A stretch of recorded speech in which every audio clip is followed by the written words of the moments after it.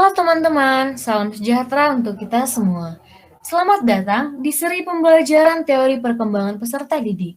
Di seri ini, kita akan membuka pemahaman tentang teori psikoanalisis, teori kognitif, teori perilaku dan kognitif sosial, teori kontekstual ekologis, dan orientasi teoritis elektik. Tetapi, sebelum kita memulai seri ini, izinkan saya memperkenalkan nama-nama anggota kelompok 1 terlebih dahulu.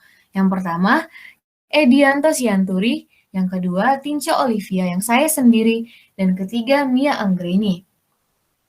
Dan saya yang akan memandu seri pembelajaran teori perkembangan peserta didik ini.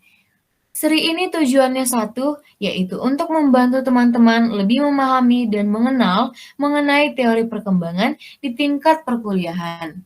Oke, nah sekarang kita masuk ke pengertian teori perkembangan. Baik, apa itu teori perkembangan? Nah, teori perkembangan adalah teori yang memfokuskan kepada perubahan-perubahan dan perkembangan struktur jasmani atau biologis, perilaku dan fungsi mental manusia dalam berbagai tahap kehidupannya, mulai dari konsepsi hingga menjelang kematian.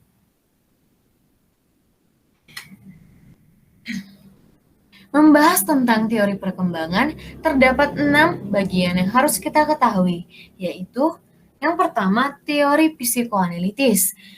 Terdiri dari teori Freud, yang dimana Freud mengembangkan gagasan-gagasannya tentang teori psikoanalitis, di mana kepribadian memiliki 3 struktur seperti ID, ego, dan superego. Kemudian ada teori Erikson, di mana Erikson mengatakan bahwa kita berkembang dalam tahap-tahap psikososial atau psychosocial stage yang perkembangan berbeda dengan tahap-tahap psikoseksual Freud. Di pihak lain, Erikson menekankan perubahan sepanjang siklus kehidupan manusia. Yang selanjutnya, bagian yang kedua yaitu teori kognitif, yang dimana ada teori Piaget. Menurut Jean Piaget menekankan bahwa anak-anak membangun secara aktif dunia kognitif mereka sendiri. Informasi tidak sekedar dituangkan ke dalam pikiran mereka dari lingkungan. Piaget yakin bahwa anak-anak menyesuaikan pemikiran mereka untuk mencakup gagasan-gagasan baru karena informasi tambahan memajukan pemahaman. Sementara ada juga pendekatan pemrosesan informasi.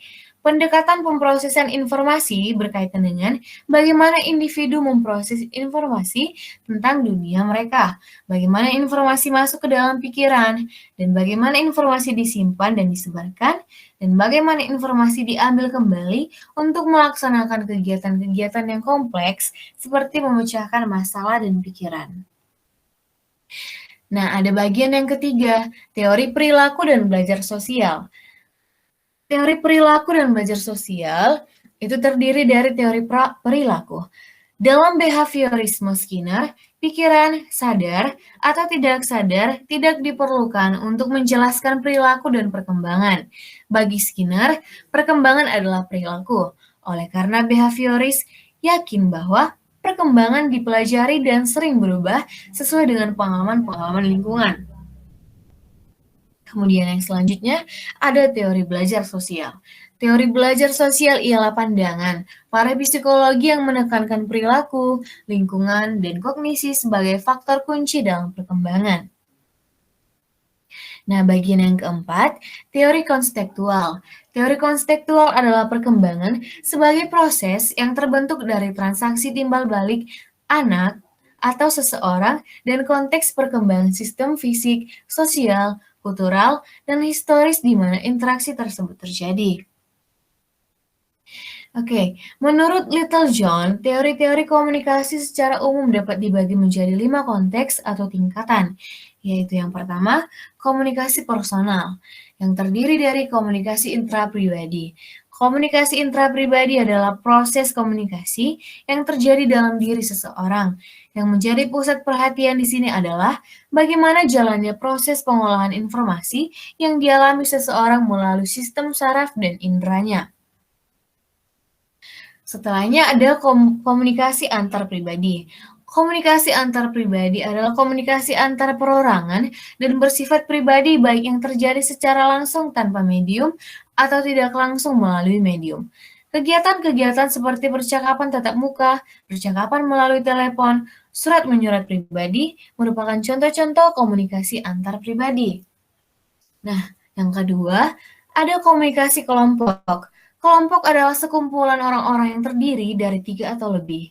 Kelompok memiliki hubungan yang intensif di antara mereka satu sama lainnya, terutama kelompok primer. Kelompok kecil adalah sekumpulan perorangan yang relatif kecil yang masing-masing dihubungkan oleh beberapa tujuan yang sama dan mempunyai derajat organisasi tertentu di antara mereka. Baik, ada yang ketiga, komunikasi organisasi. Komunikasi organisasi menunjuk pada pola dan bentuk komunikasi yang terjadi dalam konteks dan jaringan organisasi. Pembahasan teori-teori komunikasi organisasi antara lain menyangkut struktur dan fungsi organisasi, hubungan antar manusia, komunikasi dan proses pengorganisasian, serta kebudayaan organisasi. Nah, komunikasi organisasi memiliki definisi fungsional, yaitu pertunjukan dan penafsiran pesan di antara unit-unit komunikasi yang merupakan bagian dari suatu organisasi tertentu. Suatu organisasi terdiri dari unit-unit komunikasi dalam hubungan-hubungan hierarkis antara yang satu dengan lainnya dan berfungsi dalam suatu lingkungan. Ada juga definisi interpretif, yaitu proses penciptaan makna atas interaksi yang merupakan organisasi. Komunikasi organisasi adalah proses penciptaan makna atas interaksi yang menciptakan, memelihara, dan mengubah organisasi. Nah, yang keempat, ada komunikasi massa. Komunikasi massa atau mass communication adalah komunikasi melalui media massa yang ditujukan kepada sejumlah khalayak yang besar. Proses komunikasi massa melibatkan aspek-aspek komunikasi antar pribadi, komunikasi kelompok, dan komunikasi organisasi.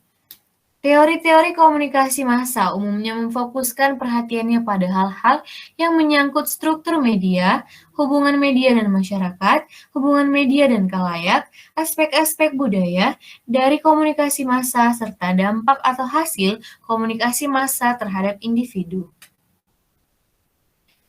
Nah, yang kelima, teori ekologi.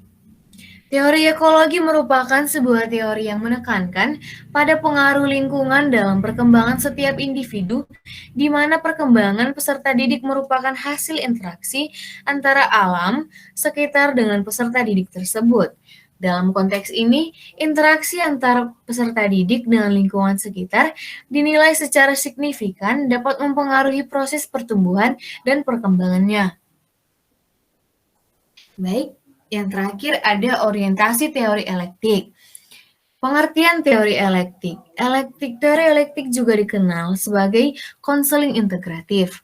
Hal ini tentu saja disebabkan karena orientasi teori elektik adalah penggabungan teori-teori konseling dengan mempertimbangkan kelebihan dan kekurangan pada masing-masing teori tersebut. Baik, ada juga sejarah teori elektik, di mana teori elektik untuk pertama kalinya diperkenalkan oleh F.C. Thorne pada tahun 1940-an. Ketika itu, Thorne menyumbangkan pemikirannya dengan menyelidiki semua metode konseling dan mengevaluasinya. Nah, kemudian ada konsep dasar. Eklektik memandang kepribadian manusia sebagai bagian yang terintegrasi, bersifat psikologis, mengalami perubahan yang dinamis. Hal ini dinamakannya sebagai hukum perubahan universal, di mana tingkah laku merupakan hasil dari status organisme namun tidak statis, status situasi dalam perubahan lingkungan interpersonal, dan situasi atau kondisi umum. Nah, ada juga peran dan fungsi konselor. Peran dan fungsi konselor harus mengikuti peran dan fungsi konselor sesuai dengan konsep teori yang digunakannya dalam menangani kasus klien. Konselor dapat berperan secara bervariasi, seperti konselor, psikiater, guru, konsultan, fasilitator, dan advisor. Baik, ada juga tujuan konseling. Tujuannya yaitu pendekatan eklektik membantu klien mengembangkan integritasnya pada level tertinggi. Hal ini dapat dilihat dari sejauh mana klien dapat mengaktualisasikan diri sekaligus memperoleh integritas. Selanjutnya, ada juga tahapan-tahapan eklektik. Tahapan yang di bawah ini adalah model tahapan konseling sistematik yang dibagi dalam 5 tahapan, yaitu yang pertama, tahap eksplorasi masalah, yang kedua, tahap perumusan masalah, yang ketiga, tahap perencanaan, yang keempat, tahap tindakan atau komitmen, dan yang kelima adalah tahap penilaian dan umpan balik.